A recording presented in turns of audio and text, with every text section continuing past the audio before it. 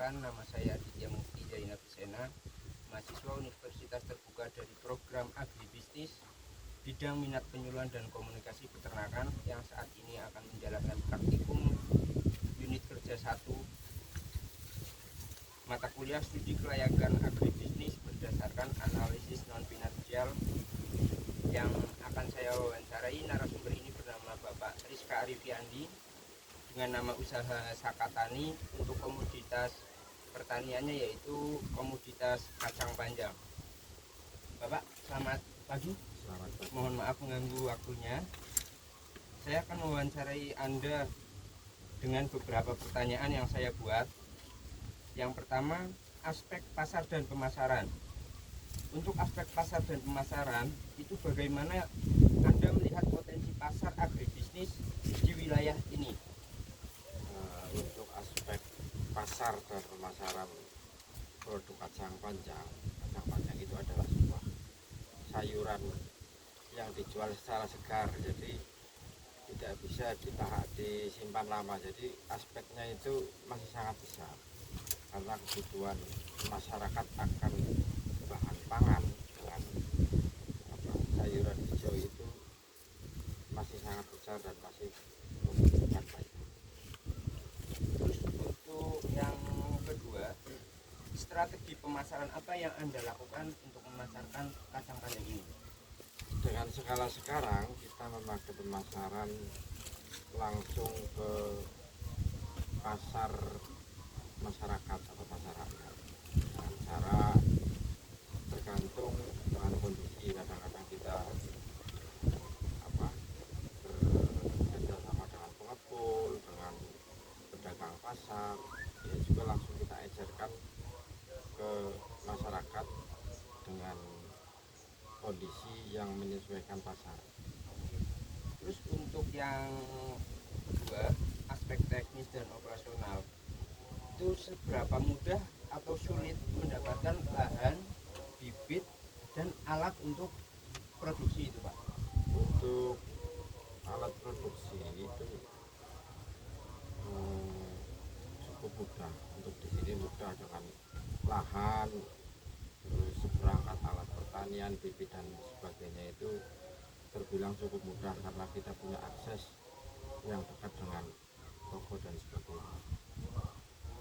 Terus lokasi lahan ini itu strategis atau tidak, Pak, menurut Anda? Cukup strategis dengan adanya akses jalan yang bisa dilalui dengan sepeda motor ataupun mobil, kemudian adanya akses air, walaupun air itu dari sungai, kemudian kita harus menyedot dengan pompa air, tapi masih tergolong mudah. Terus untuk teknologi apa yang Anda gunakan di pertanian Anda, Pak?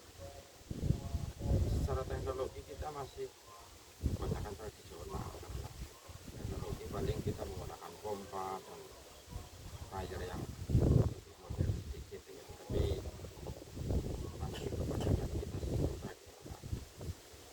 Terus untuk yang ketiga, aspek hukum dan perizinan, apakah usaha Anda ini sudah memiliki usaha?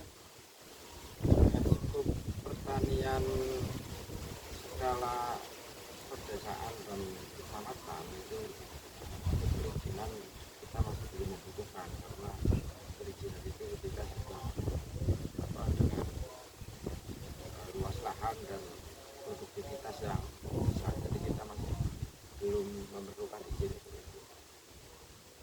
Terus selanjutnya, bagaimana proses pengurusan perizinan di sektor agribisnis menurut Anda, Pak, untuk di wilayah Desa Majalang ini? Kebetulan saya belum pernah mengurus, tetapi melihat dari orang yang pernah mengurus terlalu berbelit-belit. Jadi birokrasi khususnya di Indonesia kan sangat berbelit, jadi sangat bukan memudahkan tapi menyulitkan. Kan petani ya? Jadi izin itu jarang orang melakukan atau pengurusan izin. Terus yang keempat nih, Pak, aspek sosial dan lingkungan. usaha agribisnis Anda itu berdampak bagi masyarakat atau tidak? Sangat berdampak ya, karena dengan adanya usaha agribisnis itu kita membuka lapangan kerja, jadi banyak masyarakat sekitar ikut bekerja dan akhirnya membuat lapangan kerja baru, bisa meningkatkan aspek ekonomi untuk mereka. Terus selanjutnya, apakah dalam usaha Anda sudah menerapkan prinsip kelestarian lingkungan dalam proses produksi, Pak? Jadi kalau pelestarian lingkungan secara 100% itu kita belum, karena kita tetap menggunakan bahan kimia, tapi untuk melestarikan kita juga menggunakan pupuk-pupuk organik. Jadi kita masih kombinasi antara organik dengan produk-produk kimia, karena untuk organik sendiri itu kalau untuk produksi itu masih berbentuk, jadi kita untuk menggunakan produk kimia. Terus yang terakhir ini, Pak, aspek manajerial. Yang pertama itu ada seberapa efektif sistem manajemen dan pengambilan keputusan di usaha Anda. Manajerial itu jadi antara hubungan atasan dengan bawahan ataupun antara pekerja dengan ownernya. Aspek pengambilan keputusan itu masih sangat penting, karena komunikasi dari kedua belah pihak itu akan menentukan keberlangsungan dan keberlanjutan dari tanaman itu sendiri. Dari keputusan bagaimana kita akan untuk tanaman itu kan kita harus menganalisa, kemudian kita mengambil keputusan tanaman itu harus dipupuk ataupun di obat, itu kita harus ambil keputusan, nanti kita sampaikan ke para pekerja. Terus yang terakhir ini, Pak, pertanyaan terakhir, apa tantangan utama dalam aspek manajemen usaha agribisnis Anda? Tantangannya itu apa, Pak? Tantangan dalam aspek Menjalankannya usaha agribisnis.